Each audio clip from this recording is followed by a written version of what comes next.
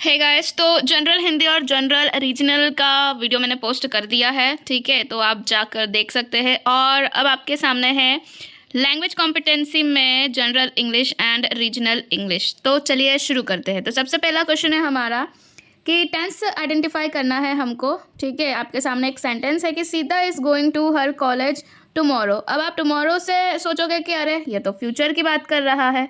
ठीक है, फ्यूचर की बात कर रहा है ना, सोचोगे ही। तो फ्यूचर की बात तो कर रहा है, तो आपको क्या लगेगा कि इसमें क्या होना चाहिए, फ्यूचर टेंस लगना चाहिए। ठीक है, तो आपने क्या कर दिया, जाके फ्यूचर कंटिन्यूस या फ्यूचर इंडेफिनेट लगा दिया। बट आपको ऐसा नहीं करना है, गलत हो जाएगा। ठीक है, हमको देखना है यहाँ पर वर्ब और हेल्पिंग वर्ब देखनी है कि क्या हो रहा है। तो क्या हो रहा है यहाँ पर, आपका क्या लग जा रहा है, हेल्पिंग वर्ब। तो यहाँ पर देखो इज़ और गोइंग लग रहा है। तो इज़ और गोइंग हम कब लगा, मतलब इज़ कब लगाएंगे, थोड़ा सोचो। तो इज़ हम लगाते हैं कब, प्रेजेंट में, प्रेजेंट का जो कंटिन्यूस का सेंटेंस है। ठीक है, प्रेजेंट कंटिन्यूस का सेंटेंस है, तब हम इज़ एम आर जैसे हेल्पिंग वर्ब यूज़ करते हैं, राइट। और उसके साथ में क्या लग जाता है, V1 प्लस क्या लग जाता है, उसके साथ में ING। ठीक है, तो यहाँ पर ऑप्शन में है कि हमारे पास प्रेजेंट कंटिन्यूस टेंस तो है ऑप्शन में, तो हम लगा देंगे फोर्थ वाला।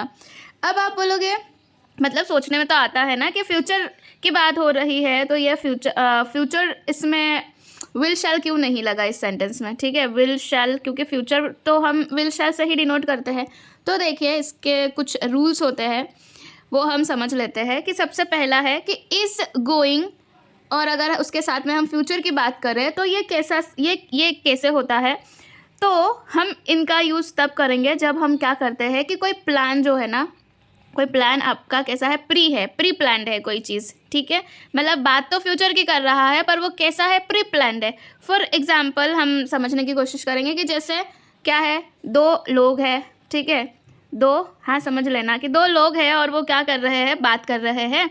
ठीक है, एक दूसरे से पूछ रहे हैं कि कल सीता क्या कर रही है। एक व्यक्ति दूसरे व्यक्ति से पूछता है कि अरे बताओ तो कल सीता क्या कर रही है। तो सीता का तो ऑलरेडी प्लान है ना। वहाँ पर क्या हो रहा है, ये लोग इंस्टेंटली कोई प्लान नहीं बना रहे हैं। ठीक है, इंस्टेंटली कोई प्लान नहीं बना रहे। इसने पूछा अरे कल सीता क्या कर रही है, तो इसने कहा कि अरे सीता तो कल कॉलेज जा रही है। ठीक है, आ रहा है समझ में, यानी कि ये जो था सीता का जो प्लान था वो प्री प्लान्ड था। ठीक है, तो इसलिए हमने क्या लगा यहाँ पे हमारा प्रेजेंट कंटिन्यूस लगा है। समझ में आ रही है। बट अगर कोई प्लान कैसा हो, तात्कालिक हो, इंस्टेंट हो, उसी टाइम, वही फिर से हम बात कर लेते हैं जय और वीरू। ठीक है, जय और वीरू है और दोनों बात कर रहे हैं एकदम से, और उनके दिमाग में आता है कि क्या आएगा, मतलब जैसे अभी बात कर रहे हैं कि सीता, मतलब हम कल कॉलेज जाएंगे। ठीक है, हम क्या करेंगे, कल कॉलेज जाएंगे। सीता आ रही है क्या, तो हाँ सीता आ रही है, तो वो प्री प्लान हो गया। तो वो भी क्या बोल देते हैं कि चलो कल सीता आ रही है, तो हम भी, गीता बोल लो, तो वो क्या बोल रहे हैं कि चलो हम भी कल कॉलेज जाएंगे, तो we will go to college. Sita का तो प्री प्लान्ड था, पर इनका सीता को देखकर, गीता को देखकर, सीता को देखकर क्या हो गया, अभी इंस्टेंट तत्काल में उनका क्या बन गया, प्लान बन गया। तो वो लोग क्या बोले हैं कि we will go to college tomorrow. ठीक है, TOMO होता है, TOMORROW, टुमारो। ये तात्कालिक प्लान बना है। ठीक है, सीता का प्री प्लान्ड था, इसलिए वहाँ पर इज़ गोइंग लगा है। इनका तात्कालिक था, इसलिए क्या लगा, यहाँ पर विल लगाया है हमने। ठीक है, आया समझ में कि क्या सा, मतलब तात्कालिक कोई प्लान हो या कोई निर्णय हो या आपने कुछ वादा किया हो या फिर कोई प्रिडिक्शन हो, तो उस टाइम पे हम क्या लगाएंगे, विल लगाएंगे। बाकी अगर कोई प्री प्लान्ड है चीज़ कल के लिए या आगे के लिए, तब हम क्या लगाएंगे, प्रेजेंट कंटिन्यूस लगा देंगे। ठीक है, आगे बढ़ेंगे। आई होप ये चीज़ आपको अच्छे से समझ में आ गई हो। ठीक है, क्योंकि इसमें कन्फ्यूजन होता ही है। टुमारो देख के आपको लगेगा कि ये तो फ्यूचर की बात कर रहा है। आगे है mister Sharma became dash principle of school last year. देखो ऐसा कैसा, इस टाइप का क्वेश्चन एक आपका PGT के पेपर में भी पूछा गया है और मैं ऑलरेडी करवा चुकी हूँ। तो आप जो EMRS 2025 की प्लेलिस्ट है ना, EMRS 2025 की प्लेलिस्ट है, उस पर जाकर चेकआउट कर लेना। PGT PYQ में आपको मिल जाएगा। तो मिस्टर शर्मा क्या बन जाते हैं, हमारे स्कूल के प्रिंसिपल बने पिछले वर्ष। ठीक है, तो यहाँ पर क्या हो जाना चाहिए, नो आर्टिकल AN या द। तो देखो AN तो आएगा नहीं, क्योंकि यहाँ पर पर्टिकुलर किसी व्यक्ति की बात हो रही है, स्पेसिफिक कोई पोस्ट की बात हो रही है, ठीक है, और उसमें स्पेसिफिक हमारे स्कूल की बात हो रही है, ठीक है। तो हम यहाँ पर नो आर्टिकल भी लगा सकते थे। अगर यहाँ पर ये वाला जो अवर आर स्कूल जो है ये नहीं आता, तो हम जनरल सेंस में बात अगर होती वो, तो हम यहाँ पर नो आर्टिकल लगा सकते थे। जैसे mister Sharma became principal last year, कि ये जनरल बात है कि हाँ पिछले वर्ष मिस्टर शर्मा प्रिंसिपल बने। कहाँ के बने, केस मतलब कौन से स्कूल के बने, कौन सा शहर में बने, ऐसा कुछ स्पेसिफिक नहीं है, तो वहाँ पर हम क्या लगा देते, नो आर्टिकल। पर यहाँ पर क्या है, स्पेसिफिक है कि हमारे स्कूल के, पर्टिकुलर हमारे स्कूल के बने हैं वो, तो इसीलिए हम क्या लगा देंगे, यहाँ पर द लगा देंगे, ठीक है। ए एन कब लगता है, जब हम किसी स्पेसिफिक की या फिर क्या हो जाए वो कैसा हो, आपका ए लगाएंगे कब, जब कॉन्सोनेंट साउंड हो, ठीक है, और एन लगाएंगे कब, जब वोवेल साउंड हो, ठीक है। और हम किसी ऐसे जनरली पर्टिकुलर व्यक्ति की बात नहीं कर रहे हैं, तब हम वो चीज़ किसी एक की बात कर रहे हैं, तब हम ए एन लगाएंगे, ठीक है। आगे है आपका क्या, choose the option in which voice change करना है हमको, ठीक है। आपके सामने एक सेंटेंस है कि Latika is giving me loan, तो सबसे पहले हम देखेंगे कि हेल्पिंग वर्ब क्या है यहाँ पर, तो हेल्पिंग वर्ब उसके साथ में वर्ब है, तो ये कैसा सेंटेंस है, प्रेजेंट आपका कंटिन्यूअस का क्या है, ये सेंटेंस है, ठीक है। और फिर जो नेक्स्ट सेंटेंस बनेगा वो भी कंटिन्यूअस में ही बनना चाहिए, है ना। बट यहाँ पर क्या हो जाएगा, आईएनजी फॉर्म है, तो हम क्या लगा देंगे, BEING बीइंग लगा देंगे, ठीक है। इसको भी ध्यान में रखो कि बीइंग लगाना रहेगा हमको। तो पहले हम क्या कर लेते हैं, ऑब्जेक्ट हमारा यहाँ पर क्या था, लोन, है ना, अ लोन, तो हम अ लोन को क्या ले आएंगे, आगे ले आएंगे, ठीक है। अब ये कैसा है, सिंगुलर है या प्लूरल है वो देख लेते हैं, तो ये तो सिंगुलर है, तो अ लोन इज आ जाएगा, ठीक है। फिर हमको क्या करना है, अभी जैसे बताया कि बीइंग लगाना है, जब हम क्या करते हैं कि प्रेजेंट कंटिन्यूअस को जब हम पैसिव में चेंज करेंगे तो हम क्या लगा देते हैं, आपका हेल्पिंग वर्ब के साथ क्या लग जाती है, बीइंग लग जाता है, ठीक है, इज बीइंग। फिर क्या हो जाएगा यहाँ पर V3 लगा देंगे, तो गिव का V3 क्या हो जाएगा, गिवन, इज बीइंग गिवन, ठीक है, अलोन इज बीइंग गिवन। फिर क्या हो जाएगा, किसको मिल रहा है, मुझे मिल रहा है ना, तो टू मी, और किसके द्वारा, तो बाय क्या हो जाएगा, लतिका, ठीक है। अब ये सेंटेंस कहीं मिल रहा है या नहीं मिल रहा है, तो जी हाँ, यहाँ पर देखो जो थर्ड वाला सेंटेंस है वो हमारा मैच खा रहा है कि a loan is being given to me by क्या हो जाएगा, लतिका। आई होप समझ में आया हो आपको, ठीक है। तो इनका तो ये गलत चला गया। आगे बढ़ेंगे हम कि 124 कहता है कि the mayor with his councillors, देखो ये सेंटेंस भी मैं पहले करवा चुकी हूँ, अगर आप प्रीवियस वीडियोस देखोगे जाके तो कहीं ना कहीं आपको मिल ही जाएगा, ऐसे क्वेश्चंस हम कर चुके हैं। और ये कैसा है, सब्जेक्ट वर्ब एग्रीमेंट का क्वेश्चन है, सब्जेक्ट वर्ब एग्रीमेंट का क्वेश्चन है ये, ठीक है। तो यहाँ पर बोला है कि मेयर हमारा मेन सब्जेक्ट है, किसके साथ, तो अपने काउंसलर्स के साथ, ठीक है, काउंसलर्स के साथ। हमारे यहाँ पर मेन सब्जेक्ट कौन है, तो द मेयर हमारा मेन सब्जेक्ट है, ठीक है। फिर मैंने बताया था कि अगर ऐसे वर्ड्स विथ हिज या फिर टुगेदर विथ या फिर क्या आ जाए आपका अलोंग विथ, ठीक है, या फिर क्या आ जाए आपका एज वेल एज जैसे अगर फ्रेसेस आ जाए तो हम वहाँ पर क्या देखते हैं कि जो हमारा मेन सब्जेक्ट है उसके अकॉर्डिंग हम क्या कर देंगे, अपना जो वर्ब है वो हम क्या कर देंगे, लगा देंगे।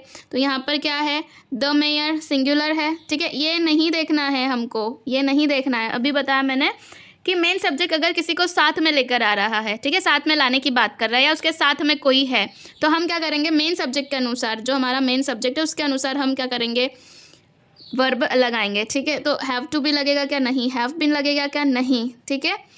आर गोइंग टू नहीं, बचा क्या हमारे पास में, इज टू बी, तो हम लगा देंगे इज टू बी। अब आप बोलोगे कि इज टू बी कैसा, मतलब किस तरीके का सेंटेंस है, तो जो इज टू बी है ना, ये क्या शो करता है कि वही जो इसके पहले हमने बात की थी ना कि प्री प्लान्ड अगर कोई बात है, ठीक है, प्री प्लान्ड अगर कोई फ्यूचर की बात है तो हम इज टू बी, जो टू बी वर्ड है ना वो लगा सकते हैं, जैसे bride to be, husband to be, groom to be, ठीक है, तो mom to be, dad to be, कि जो होने वाला है तो उसके लिए हम टू बी लगाते हैं। तो यहाँ पे बाकी जो 3 थे वो तो नहीं ही आ सकते थे, इसीलिए हमारे पास बचा क्या है, फोर्थ इज टू बी बचा है, तो हमने क्या लगा दिया, इज टू बी लगा दिया। हैव प्लूरल के लगता है, ये भी, और ये यूँ भी देखो, जब हम किसकी बात करेंगे, परफेक्ट की बात करेंगे तभी ये चीज़ें आएंगी, ठीक है। आर भी नहीं आ सकता क्योंकि ये क्या है, कैसा है, सिंगुलर है, इसलिए हमने क्या लगा दिया, इज टू बी लगा दिया। आगे है 125 का कि in the following sentence fill in the blank with the correct option if he had. देखो ये कंडीशनल का सेंटेंस आ गया, ठीक है।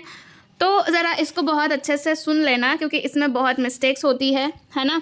तो सेंटेंस हमारे पास में है कि इफ़ ही हैड, देखो हैड आ रहा है यहाँ पर, हैड और क्या आ रहा है, रिक्वेस्टेड आ रहा है। तो ये हमारा कैसा, 4 टाइप के आपके पास कंडीशनल के सेंटेंस होते हैं। ज़ीरो कंडीशनल, ठीक है, उसके बाद वही फर्स्ट सेकंड और क्या होता है, थर्ड कंडीशनल। ज़ीरो कंडीशनल क्या होता है, इसमें ना बहुत ईजी है इसको पहचानना। इफ़ के साथ, इफ़ तो हमारा कॉमन रहेगा, सभी में कॉमन रहेगा इफ़, ठीक है। इफ़ के साथ हमारा क्या आ जाए, अगर इफ़ प्लस दोनों ही क्या हो, सिंपल प्रेजेंट हो, ठीक है। इफ़ के साथ सिंपल प्रेजेंट है तो बाकी का सेंटेंस भी कैसा बनेगा, सिंपल प्रेजेंट में बनेगा, ठीक है। ये हमारा क्या है, ज़ीरो कंडीशन। इसका एक सेंटेंस देख लेते हैं हम लोग। जैसे मैंने कहा कि इफ़ हमारा कॉमन है, यू बॉयल क्या है, या हीट कर देते हैं। इफ़ यू हीट वाटर क्या हो जाएगा, इट बॉयल्स, है ना। देखो ये सिंपल प्रेजेंट, उसके बाद वाला पार्ट भी क्या हो गया, सिंपल प्रेजेंट का हो गया। ये हमारा ज़ीरो कंडीशन हो गया। नेक्स्ट है हमारे पास में फर्स्ट कंडीशन में क्या होगा कि अगर इफ़ के साथ क्या आ जाए, इफ़ कॉमन है, इफ़ के साथ क्या आ जाए, प्रेजेंट आ जाए, ठीक है। फिर क्या आ जाए आपका, प्लस क्या आ जाए, विल आ जाए, ठीक है। तो उसके साथ क्या आ जाएगा आपका, विल के साथ एक बेस वर्ब आ जाएगी, ठीक है। बेस वर्ब हमारा एज इट इज़ आ जाएगा, ठीक है। आ रही है बात समझ में। जैसे एग्जांपल के तौर पर हम लेते हैं कि इफ़ इट रेन्स टुमारो, है ना।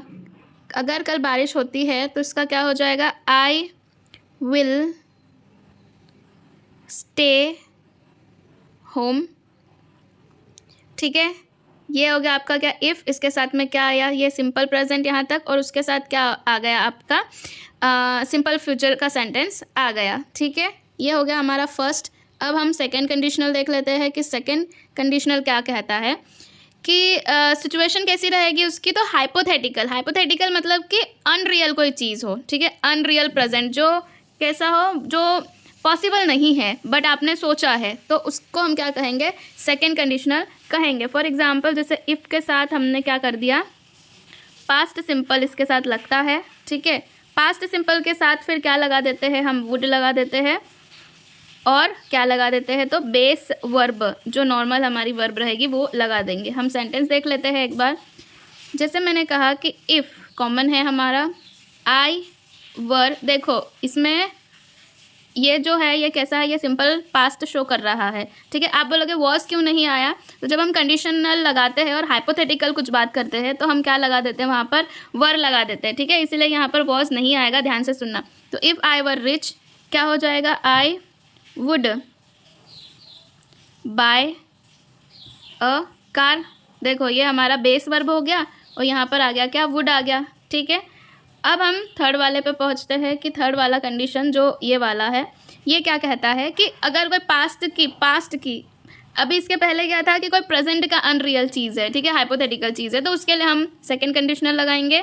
और थर्ड कंडीशनल कब लगाएंगे, जब कोई पास्ट की अनरियल चीज़ हुई हो या हाइपोथेटिकल सिचुएशन रही हो, तब हम इस सेंटेंस का यूज़ करेंगे। जैसे इफ़ के साथ क्या लगा दिया हमने, पास्ट परफेक्ट, जैसे कि इस सेंटेंस में हो रहा है, हैड रिक्वेस्टेड हमारा पास्ट परफेक्ट है, तो उसके साथ में क्या लग जाएगा, वुड के साथ क्या लग जाएगा, हैव प्लस लग जाएगा V3, ठीक है।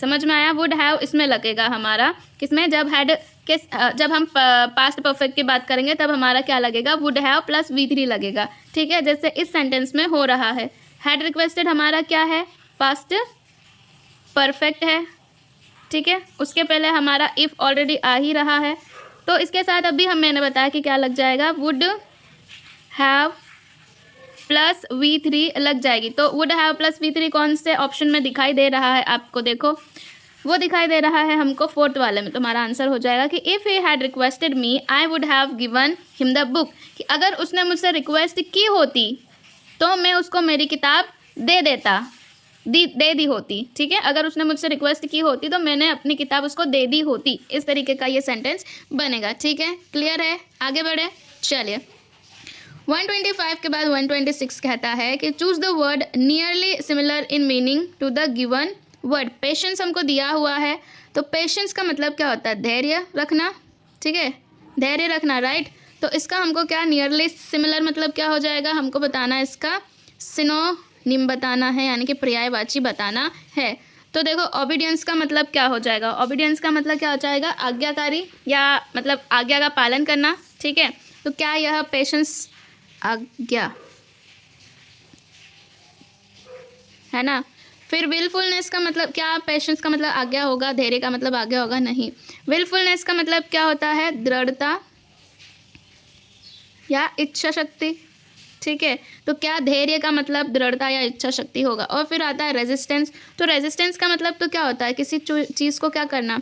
रोकना, रेजिस्ट करना। ठीक है, तो क्या धैर्य का मतलब रोकना हो जाएगा, या फिर फॉरबियरेंस। अब देखो एक वर्ड हमने पहले किया था बियर डाउन। ठीक है, बियर डाउन, बियर का मतलब क्या होता है? एक बियर तो भालू होता है, और एक बियर का मतलब होता है क्या? कुछ सहन करना। तो यहाँ पे देखो ना आप, इस वर्ड में बियर आ रहा है ना, बियर आ रहा है। इनको क्या कहते हैं? रूट वर्ड्स कहते हैं। कि रूट वर्ड्स मतलब ऐसे शब्द जिनका एक मीनिंग होता है और वो बहुत सारे वर्ड्स अलग अलग वर्ड्स के साथ जैसे संधि होती है हमारी, तो वो दूसरे वर्णों के साथ लग के वो क्या करते हैं? नया मीनिंग कुछ निकाल देते हैं। तो बियर हमारा क्या एक तरीके से रूट वर्ड है।